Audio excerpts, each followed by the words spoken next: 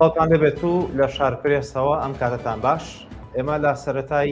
مانگی 5 داین هێشتا بەشێک لە وەزارەتەکان موچەی مانگی سێیان بە تایبەت لە سنووری سلێمانی وەرنەگرتووە. ئەمڕۆ بەشێک لە مامۆستایان و فەرمانبەرانی هەریەک لە زانکۆکانی سلێمانی و گەرمیان و هەڵەبجە و ڕاپەڕین گرد بوونەوە لە بەردەم بینای زانکۆکانیان خۆپشاندان و گرتبوونەوەیان ئەنجامدا. داوایان لە حکوومەت کرد کە چیدی لەوە زیاتر موچەکەیان کە موچەی مانگی سێ دوانەکەوێت. هەرچەند کاتژمێرێک لە دوای گرتبوونەوەکە وەزارەتی دارایی و ئابووری حکوومەتی هەرێمی کوردستان لیستی موچەی مانگی چواری سەرجەم وەزارەتەکانی بڵاو کردەوە. بەڕاستی حکوومەتی هەرێمی کوردستان خۆی بەخاوەنی سەرجەم شار و شارۆچکە جیاوازەکانی هەرێمی کوردستان دەزانێت، ئاخۆ خۆی بە حکوومەتێکی سەرتاسەری لە هەرێمی کوردستان دەبینێت، یاخود جۆرێک لە دوو ئیدارەیی هەیە و بەڵام وەک دەڵێن یەکێتی و پارتی نایانەوێت دانی پێدا بنێن. ئەو بارودۆخەی کە لە هەرێمی کوردستان و بەتایبەت لە سلێمانی لە بارەی موچە و دۆخی فەرمانبەران و موچە خۆرانی هەرێمەوە دروست بووە، گفتوگۆ و تاوتوێ دەکەم لەگەڵ میوانەکەم بەڕێز عەبدوستار مەجید سەرۆکی فراکسیۆنی کۆمەڵی دادگەری لە پەرلەمانی کوردستان. سڵاو لێ بێ کاک عەبدوستار، ئەم کاتت باش، سپاس بۆ ئەو دەرفەتە. دەمەوێت بزانم بۆچی هەرێمی کوردستان یان با بڵێن حکوومەتی هەرێمی کوردستان لە بارودۆخێکی لەو شێوەیەدا لە کاتێکدا هێشتا بەشێک لە وەزارەتەکان لە سنووری سلێمانی موچەی مانگی سێیان وەرنەگرتووە، بەڵام لیستی موچەی تەواوی وەزارەتەکان بۆ مانگی 4 بڵاو دەکاتەوە. بەناوی خوای بەخشندەی میهرەبان، سەلامی خوای گەورە لە ئێوەش بێ و ئەم کاتی هەمولایەکی باش و خۆشحاڵم بە دیداری هەمولایەتان و سەلامیشم هەیە بۆ گوێبن و بینەرەکانتان. ئەوەی کە من بەڕاستی دەیبینم لە هەرێمی کوردستان لە هیچ شوێنێکی دنیا نەمبینیوە. لایەک ئێمە حکوومەتی هەرێمی کوردستانمان هەیە، بەڵام لەو لاشەوە بەشێک لە ئەرچی دابینکردنی موچە و شایستە داراییەکانی فەرمانبەران و بودجەی تەشکیلی وەزارەتەکان یا پارێزگاکان راوەتە ئەستۆی حزب. من نازم بەڕاستی ئەم دابەشکردنە مانای چییە؟ یعنی بەڵێ لە یەک کاتدا یعنی حکوومەتی هەرێمی کوردستان بە بەرپرسیار دەزانم و بەرپرسیاری شەرعی و یاسایی فەرمانبەرانە کە موچەکانیان بۆ دابین بکە و شایستی دارایی وەزارەتەکان دابین بکە و لە هەمان کاتدا بەڕاستی حزب بەرپرسیار، یعنی بۆ نمونە ئەگەر حکوومەت بەم شێوەیەیە کە دیارە کاتی خۆی لەسەر ڕێککەوتون کە سەدا 57 داهاتی نەوت بۆ دەڤەری زەرد بێ و سەدا 43 بۆ دەڤەری سەوز بێ و لێرەدا نزیکەی 75 ملیار دینار دەکەوێتە ئەستۆی حزب بۆ کوێشی نیشتیمانی کە دابینی بکە بۆ تاواکردنی موچەی فەرمانبەران بێجگە لە سێکتەرەکانی دیکەش. من نازم بەڕاستی ئەگەر حکوومەت بێ و ئەگەر یەک ئیدارەیی بێ چۆن دەبێ وابێ. باشە ڕێککەوتنە دەکرێت لەسەر دابەشکاری تەواوکاری موچە. بەڕاستی ئەمە ڕێککەوتنێکی فەرمیە و حکوومەتی هەرێم کردوویەتی یان ئەمە ڕێککەوتنێکی حیزبیە و بەڵام پێوەی پابەت نابن. بابەتەکە چۆنە؟ ینی لە بنەڕەتدا ئەمە حکوومەتی هەرێم ئەم کاری کردو یان یەکێتی و پارتی کردویانە بابەتی ئەو ڕێککەوتنی دابەشکاری بۆ تەواوکردنی موچەی فەرمانبەران؟ بێگومان یەکێتی و پارتی کردیانە، حکوومەتیش پێم وایە ینی بۆتە ئامرازێک بەدەست پارتی وێچێتیەوە بەکاری دێن بۆ ئەو ئامانج و ئەو مەرامانی کە هیانەکە وەکو حزب چۆنی بەدی بێنن لە دەسەڵات و لە پارە و لە پێزەکانی پێشمەرگە و ئاسایش و چەک. حکوومەتیش بەڕاستی گیری خواردە بەدەست پارتی وێچێتیەوە. یعنی بەڵام ئەمن پێم سێریانی کە ئەگەر حکوومەت هەیە بۆ ئەمە قبول بکریانی، یعنی حکوومەت مەفروضە ئەچی داهاتی هەرێمی کوردستان هەیە، ئەوەی کە نەوتە، ئەوەی کە داهاتی ناوخۆیە، ئەوەی کە خاڵە سنجەکانە کە لە عراقەوە دێ، ئەوەی کە لە هەڵپەیمانانەوە دەدرێت بە هەرێمی کوردستان، ئەمان هەموو کۆ بکرێتەوە بە یەک دارایی. بەڕاستی ئەی باشە بۆ ئەگەر بێتە سەر بابەتی غەیری خۆیان ئەو حکوومەتی هەرێمی کوردستان هەیە و یاسا هەیە و دادگا هەیە و خەڵکی پێدەچەوسێنەوە و زوڵم پێ لە خەڵک دەکەن و لاف و گەزافی پێ دەدەن و بە ناوی حکوومەت و بە ناوی سەرۆکایەتی حکوومەت و سەرۆشی حکوومەت و ئەم وڵات و ئەم شار و ئەم ڕێکوتنە دەکەن کاکە بۆ دێکە نەگەر وایە ئەگەر لێرە ماڵ ئەوا وێرانە ینی حکوومەت خۆی بەرپرسیار نییە بەرامبەر بە موسی فەرمانبەران باشە بۆ لە شوێنی کە خۆت پێ حکوومەتە ینی بۆ بە خۆ دەڵێ حکوومەت ینی بەڕاستی ئەوەی کە ئێستا هەیە لەوەی دەگوزارێت ئەمە حکومڕانی نییە بەڕاستی پێشوو بەردەوام لە میدیاکانەوە هەم یەکێتی نیشتیمانی و هەم پارتی دیموکراتی کوردستانیش یەکتری ڕاستەوخۆ یەکتری تۆمەتبار دەکەن بە هۆکاری ئەو گرفت و کێشانەی کە لە موچەی فەرمانبەراندا هەیە تۆکو پەرلەمانتارێک لە دەرەوەی پارتی و یەکێتی بەڕاستی ئەوەندەی بە دوواداچوونتان کردبێت هۆکاری سەرەکی دواکەوتنی زیاتری موچە لە سنووری سلێمانی چییە بەڕاستی یەکێتی هۆکارەیان حکوومەت و پارتی هۆکارنەوەگەوەی کە یەکێتی ئاماژەی بۆ دەکات ئەمن بەڕاستی جارێ لەبارەی ئەم جۆرە دابشکردنە هەردووشەمە بەرپرسیار دەزانم و هەردووچیان بەڕاستی بە خەتابار دەزانی کە پشکی گەورە لێرەدا وەکو لایەنە شەرعی یاسایەکەی بەبەر پارتی دەبڕێت چونکە سەرۆکایەتی حکوومەت ئی پارتی سەرۆکایەتی هەرمی پارتی حەزەکەم بیزان سەرۆکایەتی پەرلەمانجی پارتیە بۆچی سەرۆکایەتی پەرلەمان بە هی پارتی دەزانی لە کاتێکدا لەسەر پشکی یەکێتی بووە سەرۆکی پەرلەمان لەبەرەوەی کاتی خۆی پێرەوینی خۆی پەرلەمانی دەستکاری کرد هەموو ئەو دەسەڵاتانی کە سەرۆکی پەرلەمان هەیە بۆ کردانە دەستی سەرۆکایەتی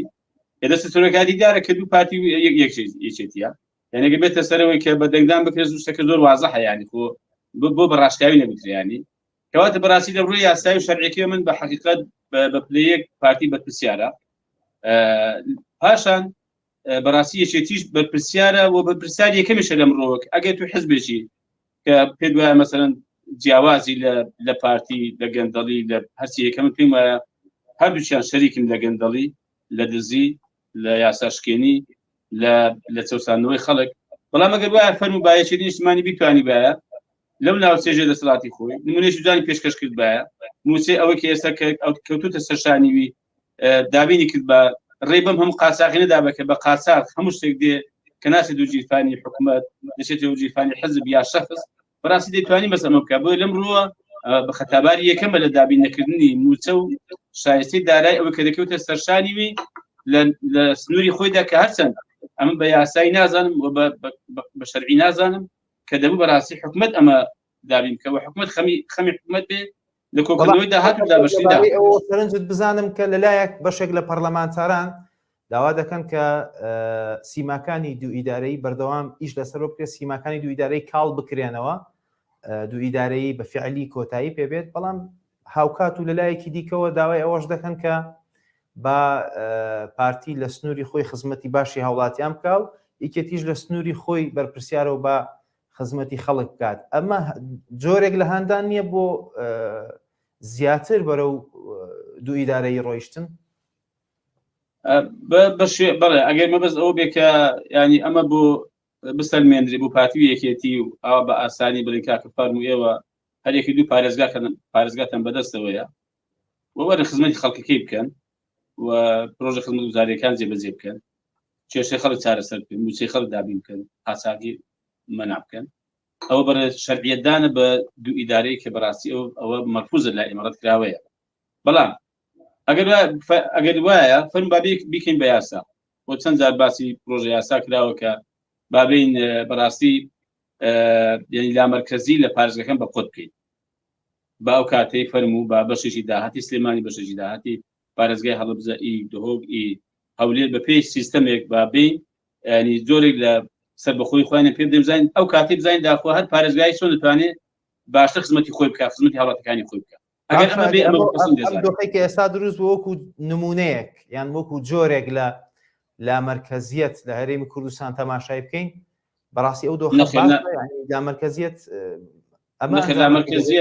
لا مرکزیت لەسە ئەساسی وێنیە دوو پارێزگا ئەو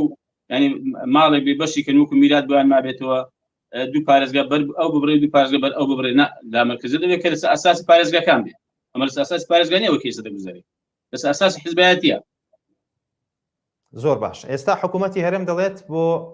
موچەی مانگی چواریش پارەی تەواو ئامادەیە بەشێک لە بەرپرسان بازدەوە دەکەن کە زیاتر لە پارەی تەواو و پێویست بۆ موچە ئامادەیە. بەڕاستی ئەگەر پارەی تەواو بۆ موچە ئامادەیە بۆچی لیستەکە هەتا کۆتایی مانگ درێژ دەبێتەوە؟ ئەمە یەک ئەوە ڕاستە، بەڵام دومیش ئەی باشە بۆ بەشێکی لە فەرمانبەران تا ئێستا موسێمانجی ئازارە وەرنەگرتووە. بۆی ینی ئیمانجی ئەم مانگەی ئیمانجی نیسان ئامادەیە بەڵام ئازار وەرنەگیرانی بۆچی ینی؟ وەڵا ئەوە دەمەوێت بزانم حکوومەتی هەرێم بۆچی بەو جۆرە مامەڵەن دەکات سەرنجی ئەوەی لەبارەوە بزانم، چونکە ئێوە هەم وەکو کەسایەتی سیاسی و ئۆپۆزیسیۆن وەکو ئەندامی پەرلەمان و سەرۆکی فراکسیۆنێکی ئۆپۆزیسیۆن لە پەرلەمانی کوردستان، خەڵکی هەرێمی کوردستان چاوەڕێی ئێوەیە وەڵامی ئەویان بۆ وەربگرنەوە. وڵاهی ئەوەیە کە حکومەت ئەوەی کە ئێستا دەگوزارێت لە حرێمی کوردستان ئێمە پێمان ئێمە حکومڕانی بێ، ئەوە حزبایەتی کردنە دوو بنە ماڵە دەستیان بەسەر داهات و دەست بەسەر ئەم هەرێمی کوردستانە داگرتووە و بە ئارەزوی خۆیان بەڕاستی ئەوەی کە ئۆنێک لە دەستیان بێت و پێیان باش بێت دەیدەن بە خەڵک وەکە پێشیان باش نێ بەڕاستی بەسەر خۆ و خزم و کەس و کار و حزبەکان دابەشی دەکەنەوە حکومڕانی نیە بەڕاستی من چ بە حکومەت بڵێم ینی باشە ئێستا ئێوە بە حکومڕانی حکومەت بێ ئەگەر حکومەت بێ ئەگەر حکومەت بێ بەڕاستی قبول ناکە ئێستا موسەی ئەم مانگەی بەڕابردووی ئیعلام کە تەمەن دەبوو پێشە درابایە، بەڵام بەشێکی لە فەرمانبەرەکانی موسەی مانجی ئازارە وەرنەگرتووە. حکومڕانی چۆن ئاوا دەکرێت؟ ینی من نازانم ئێوە بە حەقت پرسیارکەم بزان داخوا کاک ئەگەر لەسەر ڕووی زەوی یەک جۆری کە حکومڕانی بەم شێوەی هەیە ئێمە ینی غەدر لە حکومەت دەکەین هێندە ڕەخنە دەگرین گلەی دەکەین. باشە قسەیەکی دیار هەیە دەڵێت هەر گەل و میلەت و وڵاتێک شایانی ئەو حکومڕانیەیە کە هەیەی. بەڕاستی لەمەوە دەمێ پرسیاری ئەوە بکەم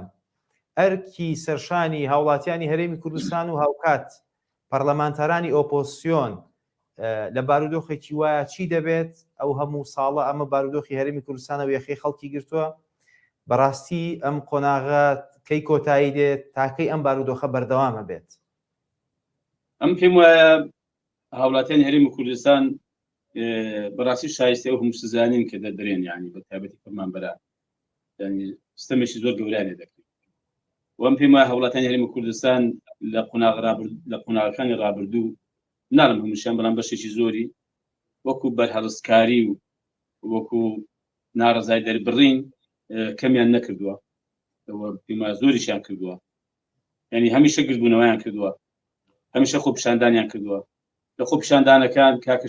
شەهید هەیە، بریندار هەیە، بەدەیەها کەس داری وایە گیراوە، تەبەن خەڵکی ئیهانەی پێکراوە، سوکایەتی پێکراوە، لێی دراوە، نەکرد لە هاوڵاتی کاکە لە پەرلەمانتاریش سوکایەتی پێکراوە، هێزنەی پێدراوە و قسەی پێگوتراوە، هەیە لێی دراوە. ینی ئەم پێم وایە هاوڵاتیان بەگشتی لەم ڕۆ بەڕاستی ینی کەمیان نەکردووە و ئۆپۆزیسیۆنیش ئەوەی کە لەسەری پێویستە فشار دروستکردنە ئێمە بەڕاستی هەرچی لە توانامەدا هەبوو بێت لە فشار دروستکردن کرد. باشە کاک عەبدولستار بەشێک لە هاوڵاتیان لە ڕێگەی بێگومان دیارەکە لە ڕێگەی خەباتی پەرلەمانیەوە دەکرێت. ئێستا پەرلەمانی کوردستان دەرگاکەی داخراوە، ینی هیچ کار و چالاکیێکی نییە لە بارودۆخێکی ئەوایە پەرلەمانتارانی ئۆپۆزیسیۆنی و هەڵبەت تەواوی پەرلەمانتاران بەدەسەڵاتیشەوە نەتوانن جێگەکەی خۆیان دامەزراوەکەی خۆیان بۆ فشار خستنە سەر حکوومەت بەکاربێنن. ئەی بەتەمان کەی بەڕاستی بەکاری بێنن بۆ دروستکردنی ئەو فشارێکە پێویستە بۆ سەر حکوومەتە بێت؟ بەڵێ ئێستا نزیکەی 2 مانگە پەرلەمان پەشی خراوە ڕاستە، بەڵام چێ پەشی خستووە؟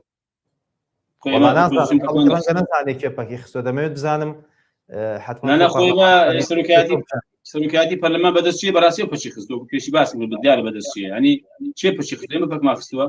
فەرموو بە ئەگەر ڕاستەکەن دەیانێت پەرلەمان کارا بێ، ئەگەر ڕاستەکەن دەیانێت پەرلەمان بە ڕۆڵی خۆی هەستێت لە بەرگریکردن لە مافەکانی خەڵک کە تەنها دامەزراوە پەیوەندی بە خەڵک و بە معاناتی خەڵکەوەی پەرلەمانە و کە خەڵک بە حساب دەنجی پێدا و چاوەڕێی ئەوی دەکات کە دیفاعی لێ بکات. فەرموون کاکە 34 یادداشت لە سەرۆکایەتی پەرلەمان ئاراستەی سەرۆکایەتی حکومەت کراوە بۆ لێپرسینەوە و محاسەبەکردنی حکومەت و جێگیری و وەزیرە بەڕێزەکان دەفەرمی کاکە بابێنێت پەرلەمان با محاسەبە بکات. هۆکاری پەکخستنی پەرلەمان وەک خۆت ئاماژەی پێ دەکەی ئەوەیەکە هیچ وەڵامێکی یادداشت و داواکاریەکانی لەلایەن حکوومەتەوە نادرێتەوە یان هۆکاری 34 یادداشت کە پەیوەندی بە خەڵکەوە هەیە، پەیوەندی بەجانی خەڵکەوە هەیە، پەیوەندی بە محاسبەکردنی وەزیرەکانەوە هەیە، بە حکوومەتەوە هەیە، لێپرسینەوەی تێدایەتەوە کاکە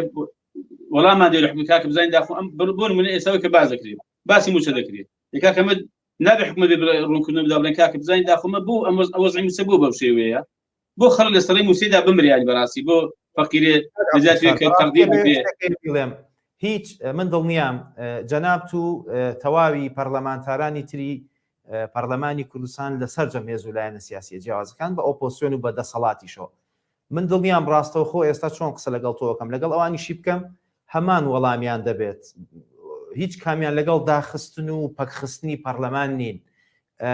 دوایین شت لەو بارەیەوە ئەمڕۆ وتەبێژی پارتی دیموکراتی کوردستان ڕایگەیاند ئەوان وەکو پارتی لەگەڵ ئەوان کە کارەکانی پەرلەمان بەردەوام بێت و بەپێی پەیڕەوی ناوخۆی پەرلەمان کارەکانی بەڕێوە بچن. بەڕاستی هەموو هێزولایەنە سیاسیەکان لەگەڵ ئەوەن کە پەرلەمان بەردەوام بێت ئەیکەواتە چێ پەرلەمانی پەک خستووە ئەی کامە لایەنە کە نایەوێت پەرلەمان کارەکانی بەردەوام بن. لێرەدا دوو بابەتی لێک جیاوازێتەوە باشە ئێمە دەڵێن فەرموون کاکە بابین دوو بابەتێ یەشێکیان کە دەزانم دەڕێکی جەنابەوە خەڵکی ڕەنگە چاوەڕێ ئێمە بکە کە باسی هەموار یاسی هەڵبژاردن دەکرێت و باسی کارەکردنەوەی کۆمیسیۆن دەکرێت. ئێمە سەرۆکی فراکسیۆنەکان لە 2022 ئێمە کۆبوونێکمان کردووە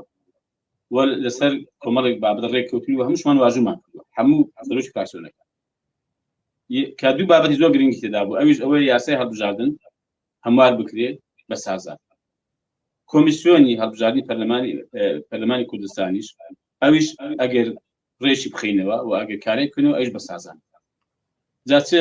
تەواوی بکەنە گەیشتنە قوستانی زەبارەیەوە بزانم کێشەی ژمارەی زۆر لە هێز و لایەنە سیاسیەکان بەرامبەر بە پارتی دیموکراتی کوردستان لەم بابەتی یاسای هەڵبژاردنەکان بۆ ئەو بابەتە بەکوێ گەیشت ئێستا بەڕاستی لە میدیاکانەوە باز ناکرێت و زانیاری ناگوازرێتەوە یان کێشەکە زامانویستم تاوایکم ئێمە لە سەعودی بابەتە ئێمە داوامان کردو کە ئەوانە بە سازان بێ و ئێمە خۆمان داوامان لە سەرۆکایەتی پەرلەمان کردو لە سەرۆکی پەرلەمان کردو کە وەختێک بەڕاستی بۆ ئەم دوو بابەتە کۆبوونەوە ڕابگەێنن کە ئێمە ڕێککەوت بینە سەری ئەو دوو بابەتە پەیوەندی بە هەموو هاوڵاتیان و پەیوەندی بە هەرێمی کوردستان و ئایندەی هەرێمی کوردستان و بەڕاستی بە ینی بابەتێکی ینی پەیوەندی بە سەقامژی سیاسی هەرێمی کوردستانەوە هەیە ناکرێت بەڕاستی لایەنێک دوو لایەن مەسەلەن